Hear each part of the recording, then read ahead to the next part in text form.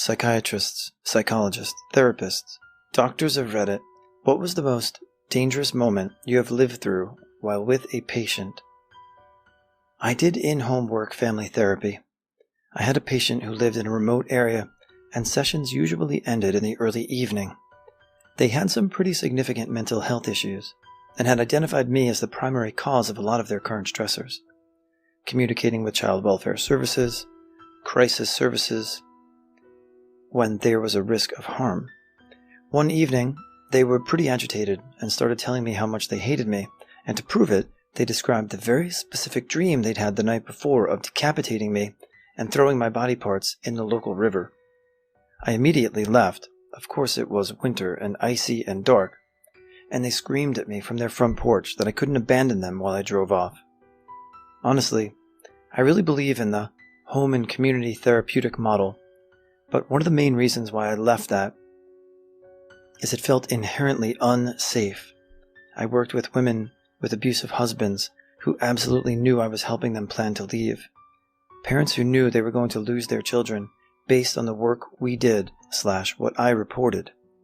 You get a lot of work done sitting at someone's kitchen table, but the trade-off, the safety and security of working in a public space. Therapist here. This happened to a mentor of mine. He was working in a community clinic in another city. He was getting ready to head out for the day when the secretary pulled him aside, asking him to do an emergency intake for a client who came in claiming to be in a crisis. Mentor agrees and heads to the waiting room to call the guy back. Mentor said as soon as he opened the door to the waiting room, he's had a weird feeling. He brought the guy back to his office and made the decision to sit behind his desk for the intake, something he never does. Mentor asked the client what brought him in. The client screams, "I am St. Francis of Assisi, and I am destined to die." He rips open his shirt to reveal cuts all over his chest, then pulls out a knife and says, "And you are destined to die too." I honestly don't know how my mentor thought of this, but he immediately slammed his hands on the desk and screamed, "St. Francis of Assisi, holy crap, what an honor." This caught the attention of the secretary, who cracked open the door, saw the knife, and called the cops. I guess my mentor spooked the guy because he took off down the hall and out a back door. The cops had a manhunt on their hands for several hours and eventually found him, never recovered the knife. The lesson my mentor wanted me to take from this event: never be afraid to be crazier than your clients. My mother-in-law was a family doctor. One night I went into her practice to drive her home and was sitting in the waiting area. The place is emptying out, and I'm the only one left. The receptionist goes downstairs to get a coffee because the last patient is with the doc, and she just had to do paperwork when they came out. So I'm all alone when this haggard-looking guy wheels in a wheelchair. He wheels over beside me. He's coughing and sounds and looks like death. Anyway, last patient walks out before the receptionist is back. A few minutes later, out comes my mother-in-law and sees this guy. She immediately says, "Mister, please leave." He starts on some crazy mumbling ramble about how he is in so much pain and he can't even walk anymore, and a bunch of other shit. But I remember explicitly the "I cannot walk anymore" statement. So, of course, she says something like, "If you do not leave, I'm going to have to call the police." And the fucking guy jumps out of the chair, can't walk my ass, and runs at her. Now, it wasn't super fast by my standards. At least at the time, I was like 25 and in decent shape then. But he was going to fucking mess her up, by what I could tell. Thankfully, I was able to get up and sort of semi-tackle him against a wall before he got to her. But fucker was strong. I couldn't actually believe what I was seeing. He said he couldn't walk, and now he could wrestle. It was a bloody miracle. So anyways, Dr. Mother-in-law locked herself in the reception office that's glassed in. Apparently this kind of thing happens more than just once, which is scary. She does that, and I let the guy go, and he didn't seem like he was going to mess with me, but I think in retrospect, I probably should have kept him tackled, or whatever, in case he had a knife, but I thought I was invincible, because I was young. So I just stand and watch, and he swears at her, for a while, through the glass, and starts banging on it. And it was as if I wasn't there. I thought he might come at me or try to hit me, but no, he was just boxing the glass in front of him. The one funny part was the secretary opened the door to come in and saw the guy and spilled her coffee and ran like the devil away. The look on her face was priceless, but Lunatic Man was oblivious. Maybe like 5 minutes later, a couple of cops did show up, and weirdly, the guy kinda calmed down when they did. They cuffed him and took him away, and then we did reports, and like an hour later, I was able to finally drive her home. But she said the guy just wanted drugs, and she saw that a lot. I still thought it was crazy he couldn't walk. I used to do psych rehab in the community, and had a couple of scary clients. One was extremely ill. He was about twice my weight and had 1.5 feet on me, 5'2", 115-pound female. He was sitting next to me and kept trying to brush the bugs off my upper thigh, and then told me he was going to cut my arms and head off and watch me rot in hell. I called 911, and he was taken to the hospital and released that night. I called his provider to report he needed care, and the hospital released him and refused to even adjust his meds. I had another client that hated me. He was on house arrest for attempted murder, and I would dread his visits because he would fly off the handle for absolutely no reason, like if I wouldn't let him use my cell phone or drive him somewhere. I quit. Obligatory not me post. My dad was a social worker / caseworker for a very long time in San Francisco in the 70s, and as the story has been related to me by him, by my half-brother's mom, his wife at the time, my half-brother, and my dad's best friend, he got a call saying one of his cases was having a break and had locked herself in a hotel room. So my dad finds the room. He can't get in. Goes to the room directly above it, climbs out on their balcony, and lowers himself onto his case's balcony, 9 stories up. 9. He then gets inside, just as she cuts both of her wrists and starts coming at him with the knife. He gets the knife, don't know what he did with it, bear hugs her, carries her into the elevator, then out onto the street where an ambulance was waiting. The police finally showed up about 5 minutes after the whole thing ended. Comes home covered in blood. Used to work 911. Had a frequent flyer who we affectionately called Gravel Pit Jim. Jim was crazy as shit, and a felon, and lived out of his car at an old gravel pit, hence the name. I can't remember what his deal was, but he checked all the behavioral disorder boxes that started with schizo. A part-time drug addict, he called pretty reliably with the inside scoop on the local dealers. Literally, every call I took from this guy started, "So I got this intelligence," which would lead to him tattling on his dope man.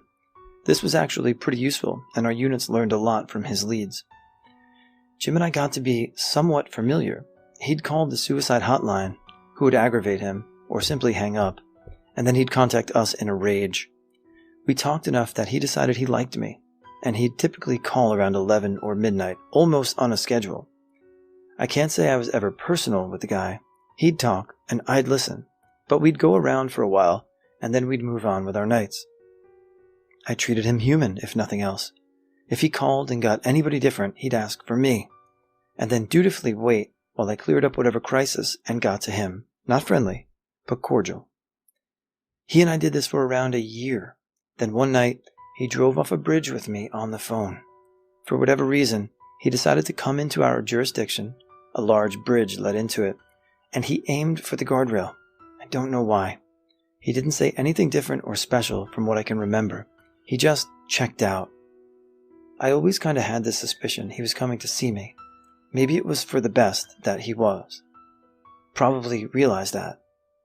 He wasn't the first guy who died on my line, or even the most graphic, but he was definitely the one I knew best.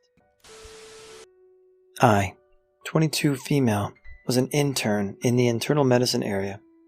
I entered a triple room, one room with 3 patients, and greet the first patient, about 55, male, who had just arrived from ER to recover from a heart attack. Without any notice, he got up and started to beat the shit out of me, ripping his IV lines and monitor in the process. I tried to defend me and the family members from the other beds, and nurses came to help me and submit him, with the help of a dose of diazepam. Turns out he had a massive stroke a year ago, which damaged his frontal lobe and cortex leaving him extremely aggressive. That's also why he didn't have any family with him. Another time, also as an intern in a public hospital from one of the most dangerous Mexican cities in 2012, just where the drug war was at its height, a senior lady came in for a breast tumor, but upon seeing it, we decided it was far too advanced for any surgery or treatment. Palliative care was all we could do for her. Her son, while carrying a gun, prohibited by law and only carried by mafia, threatened the oncologist and me that he'll come for us if anything happens to her mama. I finished my term in that hospital a few weeks later and vow never to return. These and other motives. I work in addiction medicine. Had a schizoaffective patient that would come in every so often after going off his meds and going on a cocaine and heroin bender. The last time I saw him, he was off his meds, high as a kite, and actively hallucinating that there were monsters in the room. He told me that's what he saw, and he was watching them while he talked to me. Everything was okay at first, but the second I put my stethoscope on his chest, it was like a switch flipped. I saw muscles clench, and he stopped answering questions and got this 1,000-yard stare. I immediately got a sinking feeling in my stomach and had the clearest thought that this dude is going to strangle me with my stethoscope. I stepped back and said, "Okay, we're done," and he got up and walked out into the hall. Stat dose of Haldol, and all ended well, but he scared the shit out of me in that moment. When I was working at a care facility, as a nurse aide, a giant man came in with alcohol-induced dementia. These patients are always high risk for being extremely aggressive and violent. He had plenty of issues the first day he came. Attempting to run away, harassing the women, trying to start fights with the men. The average age of people I cared for was mid-70s, but this man was in his late 50s, so we had to keep a close eye on him. As the strong woman of the team, I was always the one called to help manage him in case he got violent. After about a week, he decided he had had enough of me impeding on his life in such a way and decided to go for me. So there I was, a 23-year-old girl, 5'10", at 145 pounds, trying to keep a 6'5", 250-pound muscular man from strangling me with a belt, and the only support I had was a 5-foot-tall scared girl tugging on his shirt the best she can in an attempt to pull him off me, all while a bunch of elderly people stood around us screaming. Must have been quite a sight. Fortunately, I was able to get out of the hold he had on me, and some other men who worked in the facility were able to keep him from harming others until he calmed down. The next day he was transferred to a better equipped facility, but goodness, that was a rough week. Oh boy, these stories are endless. The story that sticks out the most right now is new therapist, still in graduate school / in training. I was working at an inpatient facility unit. My job was to basically interview patients upon arrival. Keep in mind, most patients do not want to be there and are there against their will. I'm the first face they see.